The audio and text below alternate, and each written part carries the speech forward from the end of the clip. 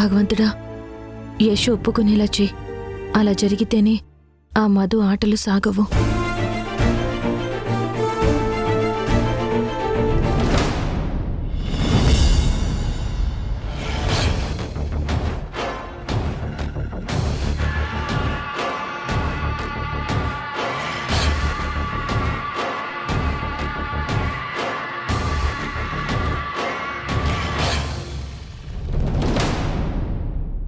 Shashi, exam బాగా రాయ్, భయపడకు. All the best. Exam అయిపోగానే నేనే వచ్చి నిన్ను పికప్ చేసుకుంటాను, సరేనా?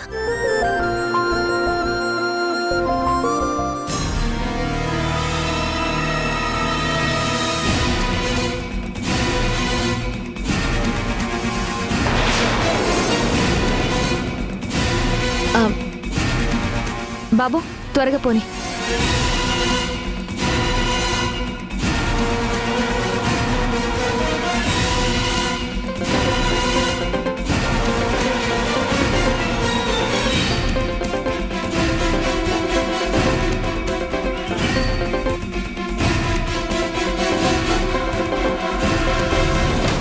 చెప్పండి madam.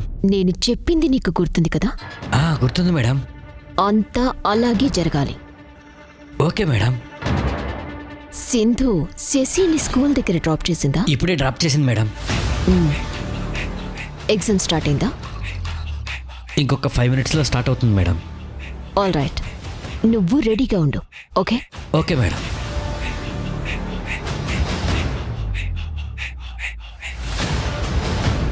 Sindhu, today is your bad day.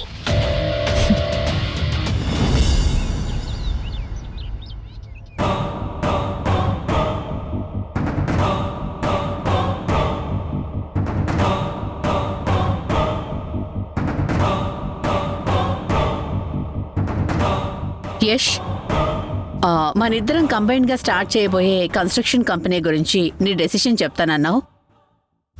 ఏం ఆలోచించుకున్నావు?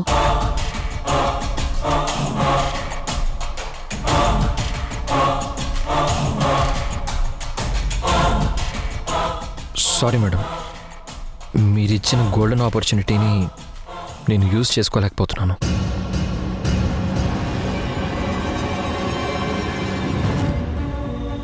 అదేంటి యష్? మా వదిన స్టార్ట్ చేయబోయే కంపెనీలో ఇన్వెస్ట్ చేస్తానని ఆల్రెడీ మా అమ్మకి, అన్నయ్యకి, వదినకి మాటిచ్చాను మేడం.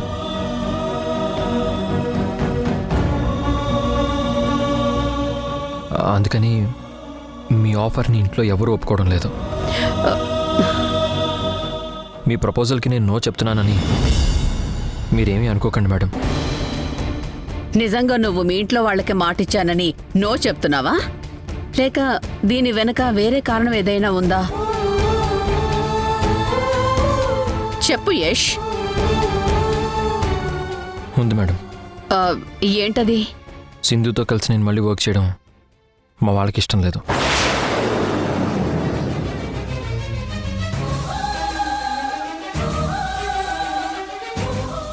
యష్, ఏంటి నువ్వు ఫ్యామిలీకి బిజినెస్కి లింక్ పెడతావేంటి?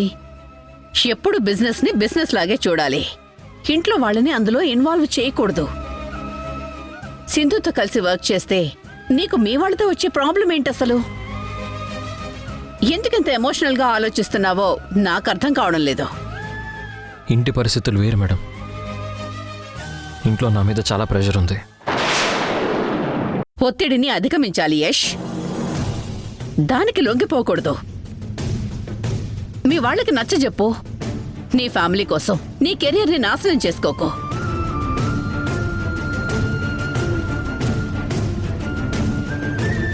బిజినెస్ ఫీల్డ్లో నీకు బ్రైట్ ఫ్యూచర్ ఉంది. నువ్వు టాప్ పొజిషన్కి వెళ్తావు. నీ వర్క్ స్కిల్స్ చూశాను కాబట్టే ఈ మాట చెప్తున్నాను. నా మీద మీకున్న నమ్మకానికి థ్యాంక్స్ మేడం. ఆ నమ్మకాన్ని నేను నిలబెట్టుకోలేకపోతున్నాను. Sorry madam.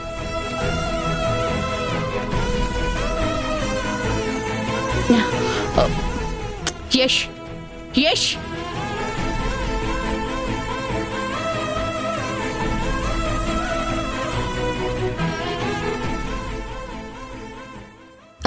యష్ యష్ యష్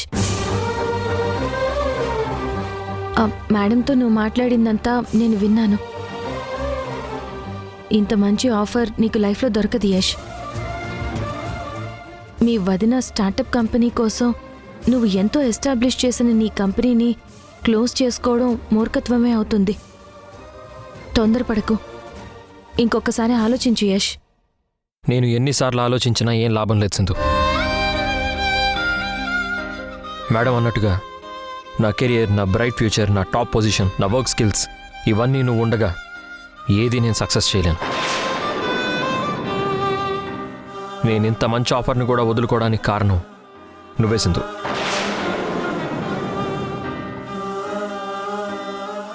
నీ వల్ల అటు ఇంట్లోనూ ఇటు బిజినెస్లోనూ నాకు మనశ్శాంతి లేకుండా పోయింది. కేవలం నీతో కలిసి వర్క్ చేసినందువల్లే మా వాళ్ళ చేత నేను మాటలు పడాల్సి వస్తుంది. నేనే తప్పు చేయకపోయినా నీ పక్కనుంటే చాలు నన్ను తప్పు అంటున్నారు. మనం ఆఫీస్లో కలిసి ఆఖరి రోజు ఇదే సింధు. బాయ్. యష్ యష్ యష్ ఆగు. నా మాట విను యష్. ప్రాబ్లం నేనే అయినప్పుడు నేనే తప్పుకుంటాను. ఈ ఆఫర్ మాత్రం నువ్వు వదులుకోకు ప్లీజ్ యష్, ప్లీజ్. యష్ యష్ నా మాట విను.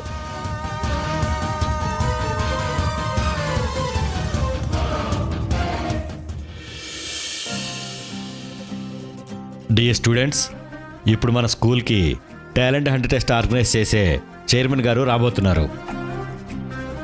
ఆయన రాగానే అందరూ వెల్కమ్ చెప్పాలి, ఓకేనా?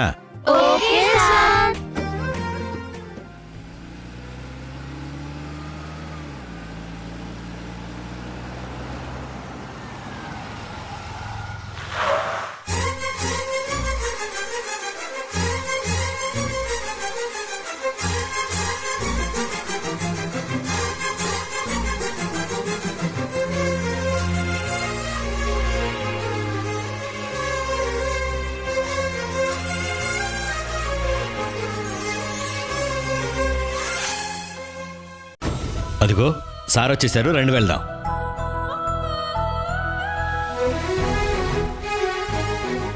నమస్కారం సార్. నమస్కారం సార్. నమస్తే. Welcome sir. Thank you.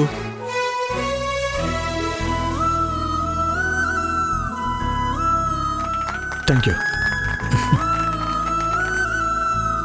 మీరు మా స్కూల్కి రావటం నిజంగా మాకు ఎంతో సంతోషంగా ఉంది సార్. మీరు కంటెస్ట్ చేస్తున్న టాలెంట్ హంట్ టెస్ట్ రాయబోతున్న పిల్లలు వీళ్లే సార్. ఓ వీళ్ళేనా? Very good, very good.